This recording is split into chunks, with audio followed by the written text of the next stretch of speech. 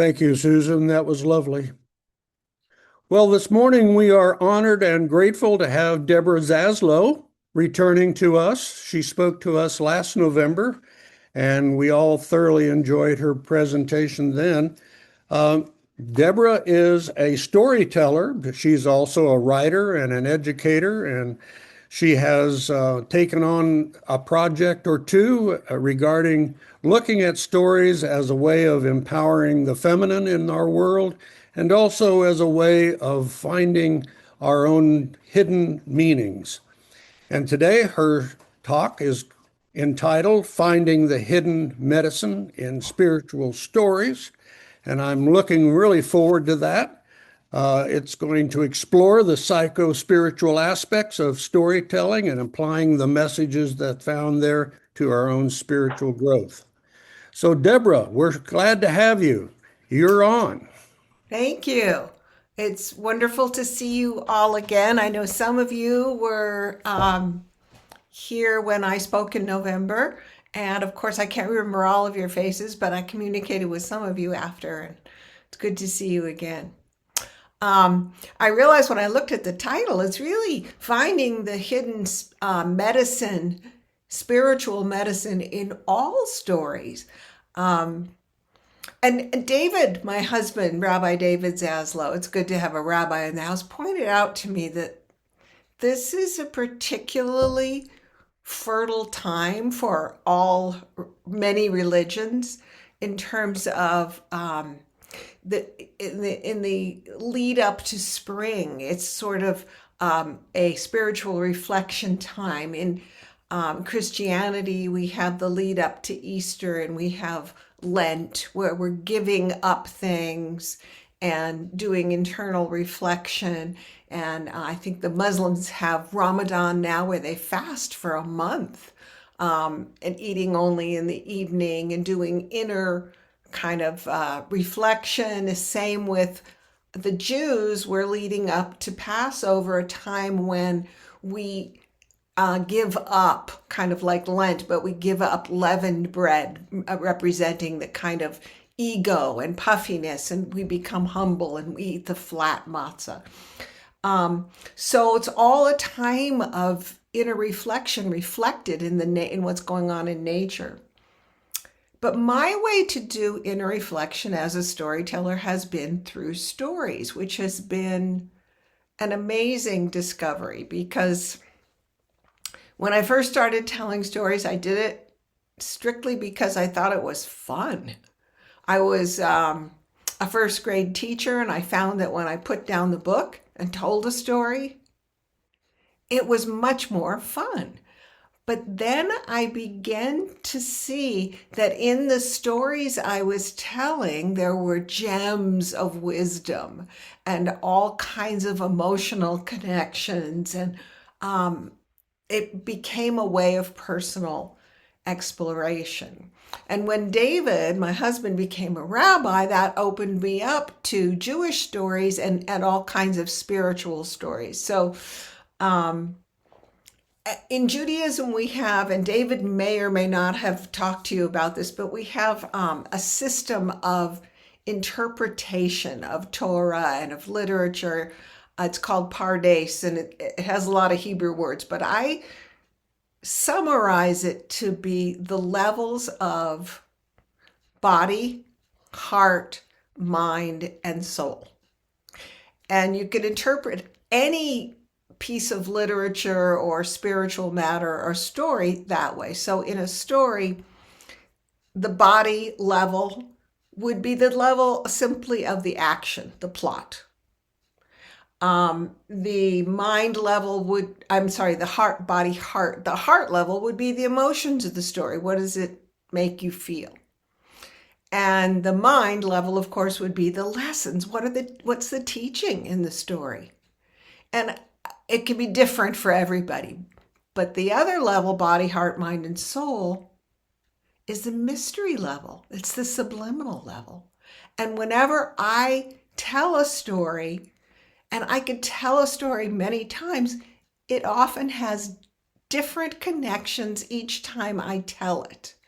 So I'm going to tell you a story today that is a combination of um, a story really from the Talmud and a personal story. And for many years, this was kind of my specialty, combining personal stories with Torah stories or folk tales. And it was my way of preparing for the High Holy Days, which was a big time of storytelling for me when I was the Rebbitzin. That's the rabbi's wife. And I still am the rabbi's wife, but he's just he's retired now. So everything is amped down a little bit. So I'll just share this story with you because it has a lot of information about story medicine in it. So once, long ago, a Magida, a storyteller and teacher, a wise woman, was on her way traveling through the countryside, on her way home for the High Holy Days. And she happened to pass by a little synagogue, a little shul kind of in the woods. And the people there had heard about this wise woman, and they begged her to come into their little synagogue and give a teaching. And so she agreed. And when she spoke, she said, every artist, when they create a painting or a sculpture or a weaving, each piece is shaped to a unique purpose. And each one has the special mark of the artist in the piece. And it's just like that with our Creator. Each one of us is created for a unique purpose, and each one of us contains a spark of the divine. And our deepest work is to recognize that spark of the divine within us and to see it in each other. Well, everyone was very moved by the Magida's talk. Now, outside the synagogue, there was a deformed beggar who had walked a long way because he heard the Magida was speaking, but he was so ashamed of his hideous appearance that he waited outside and listened from the window. But he was so inspired by that talk that he decided to ask the Magida for a personal blessing. So as she came out of the shul, he walked onto the path and then he pulled the shawl off of his face and he said, "Oh, wise woman, would you please give me a blessing?"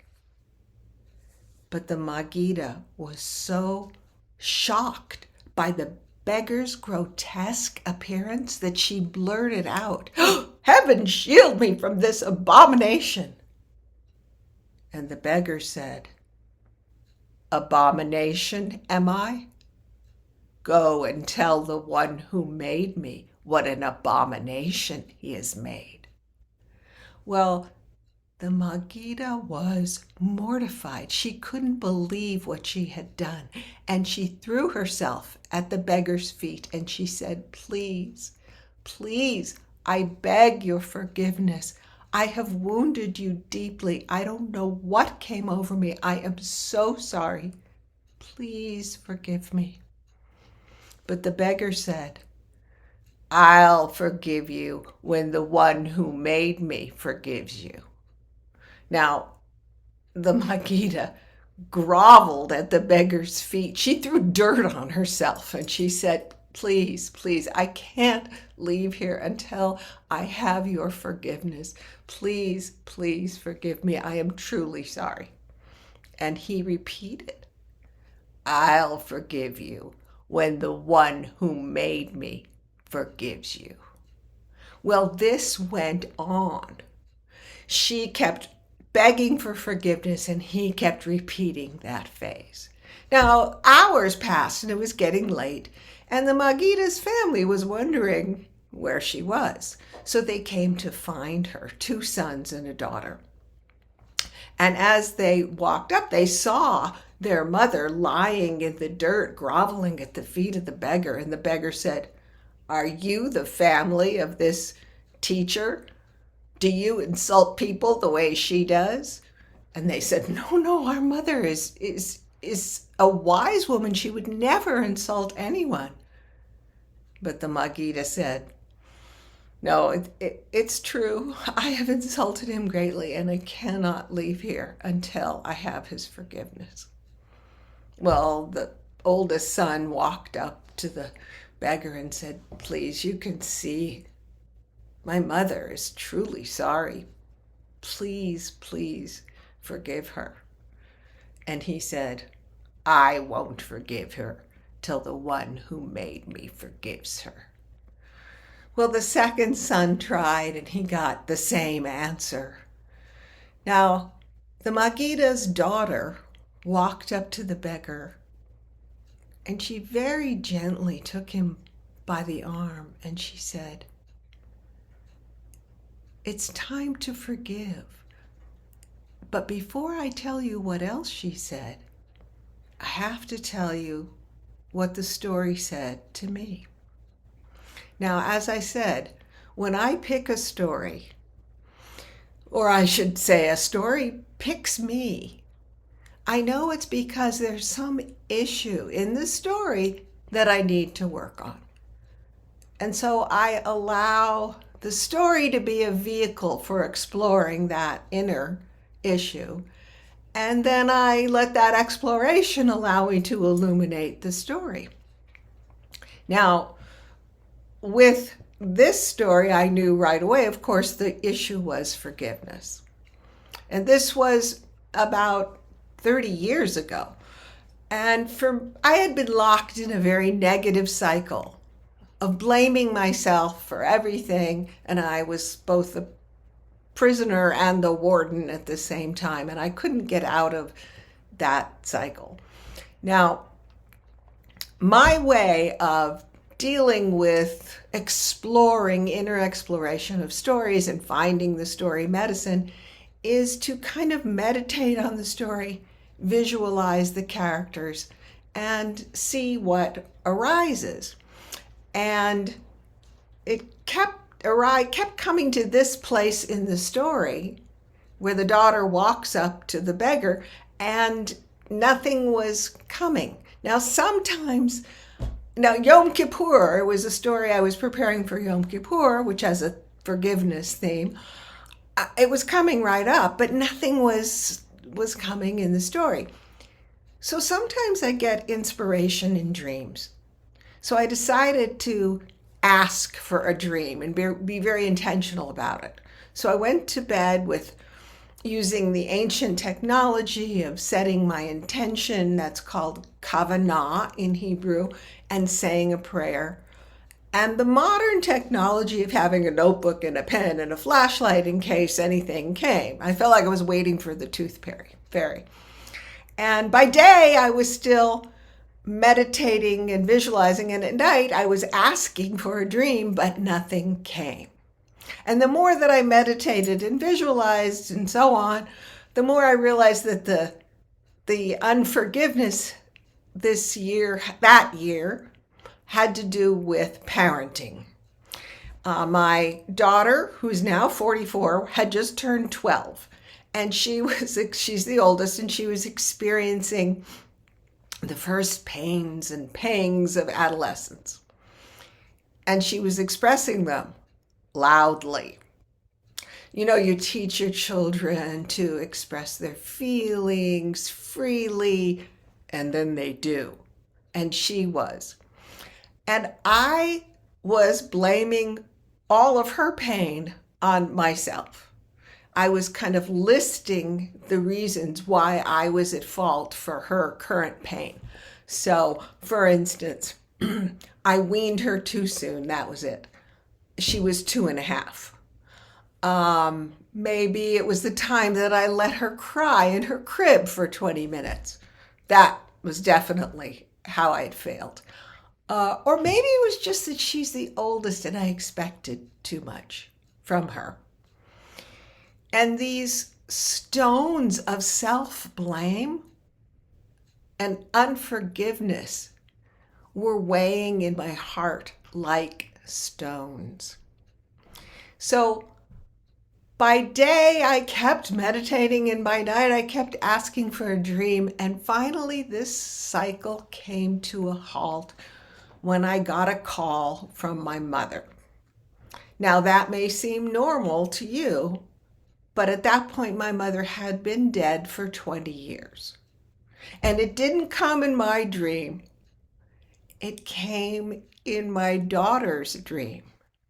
She got up one morning and she said, "Mom, I had the strangest dream. I dreamed that your mom called." And I said, "Oh, who was it for?" And she said, "Well, it was for you. She said she wanted to talk to you, but I told her she couldn't talk to you because I knew she was dead.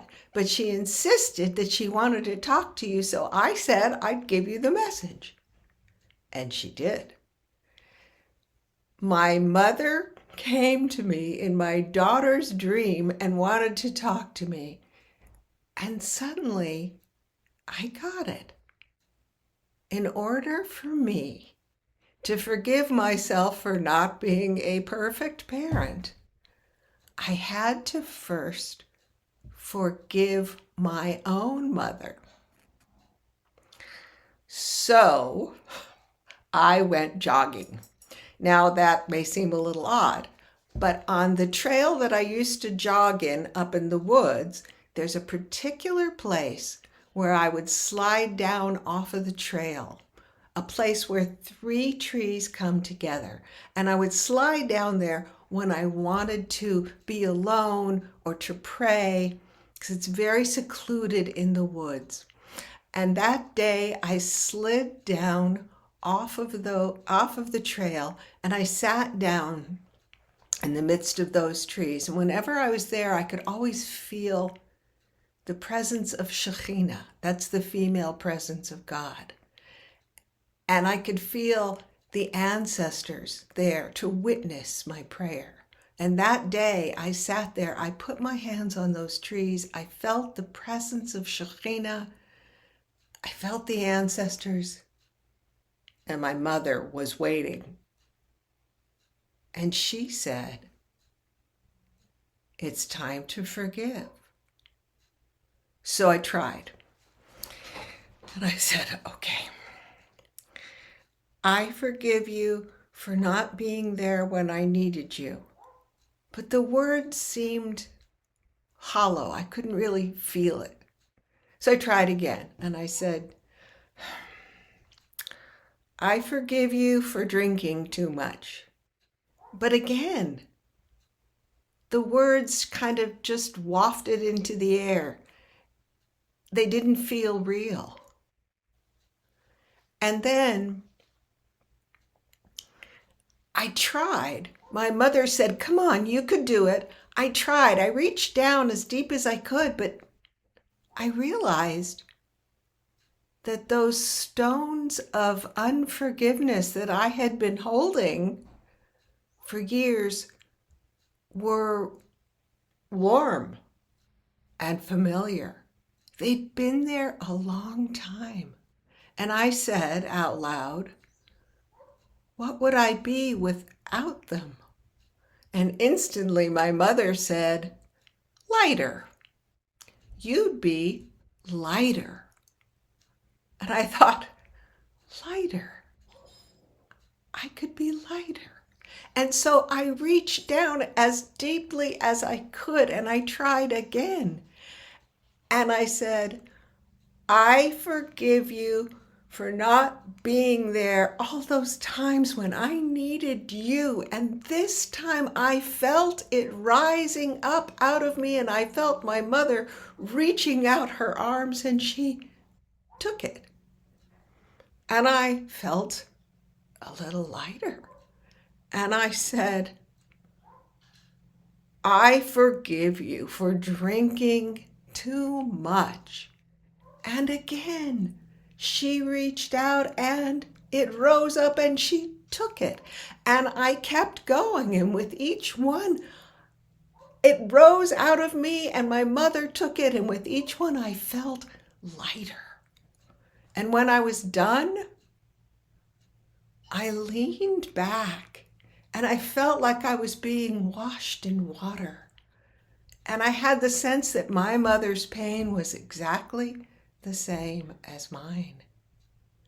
And I felt like I was floating in my mother's arms.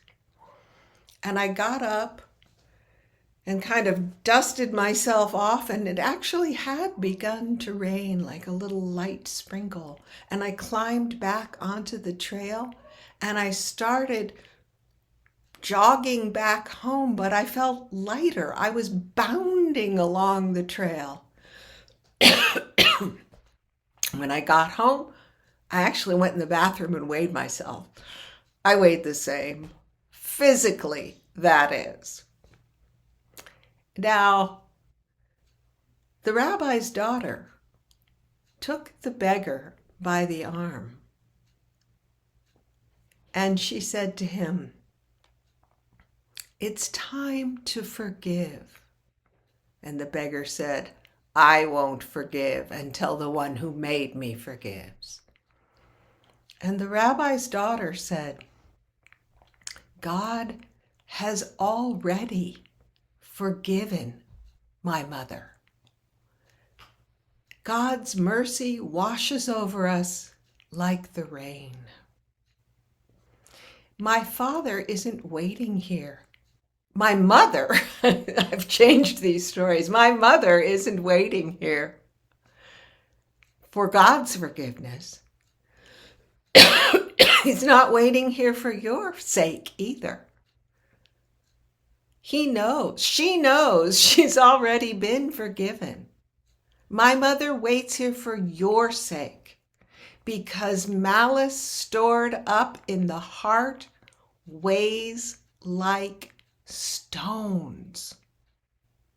It's time for you to forgive." Now the beggar, who had suffered years of abuse and scorn and misery, felt something shifting inside of him. And he got up with the daughter's hand, and together they walked over to the Megiddo. And the beggar said, "I forgive you. Can you ever forgive me?" And the Megiddo said, "It's done." And she got up. She called for a new garment, which she put around the beggar's shoulders, and they lifted the beggar onto her donkey, and together, all of them walked to the next town.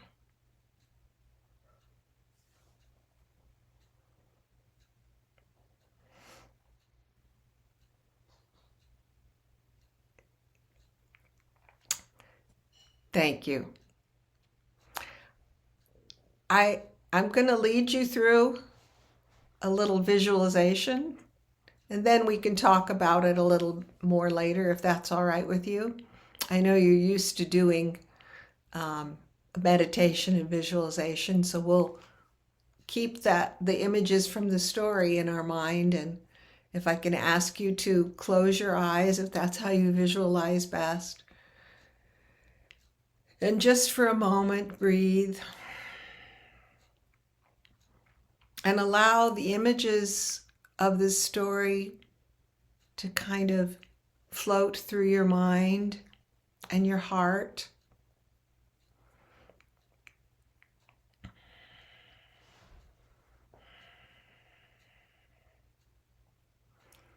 Now, imagine that you're kind of walking into the story. Imagine that you're sliding down off of that jogging path and that you're sitting down right in the center of those 3 trees. You can feel the trees around you. Imagine you can breathe in the damp, fresh air, and you put your hands on those trees and you feel a strong presence of whatever the divine is for you. And imagine that the tree has a little opening, almost a heart-shaped opening, right in front of you.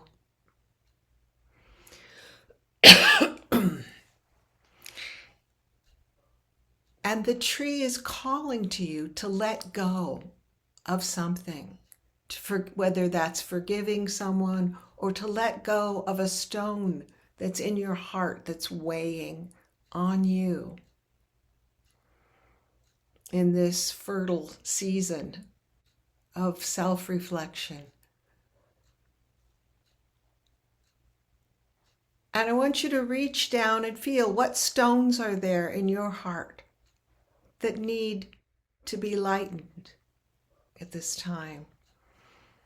And in your mind, imagine that you are pulling down and reaching up and allowing one of those stones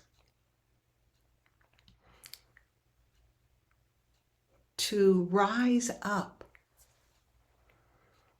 Imagine if it's forgiveness that you're saying, I forgive you, whoever it is, whatever it is, and allow it to rise up and let the tree, the heart of that tree of nature, just take it from you.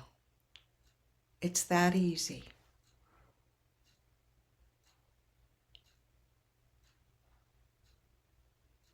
And maybe there's another one. And maybe there's someone that you want to speak to in your mind as you let that go to say, I forgive you, or I give this back to you. Whatever it is, let it rise up and let the tree take that from you. And feel that you're psychically a little bit lighter without it. Maybe it was something that was hurting you that you didn't need anymore. Let it rise up and imagine it being absorbed by the tree of life.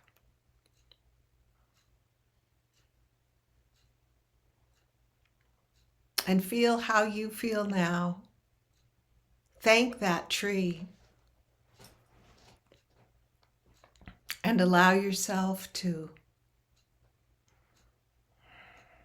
get up, knowing that you can come back to that tree anytime, now that it's Lent or Ramadan or Passover, or maybe you have your own special place. And feel yourself back in the room.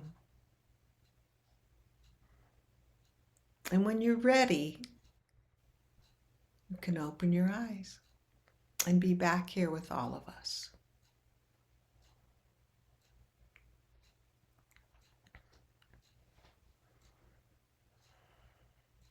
Thank you, Deborah. You're That was very very welcome. inspirational. And I have to say that the storytelling method is very disarming. It allows for people to identify with it without having to take ownership. But then Yeah, when you start thinking in terms of what the story's medicine or message is, it certainly can be self-applicable. So thank you it so much is. for that perspective. We Well, hope you thank stick you. around for coffee talk after our closing of the service so that we can have a conversation with you about that. I will stick around, and I'm hoping that if people have questions, I'm really or comments, I'm really happy to to listen to that or to answer.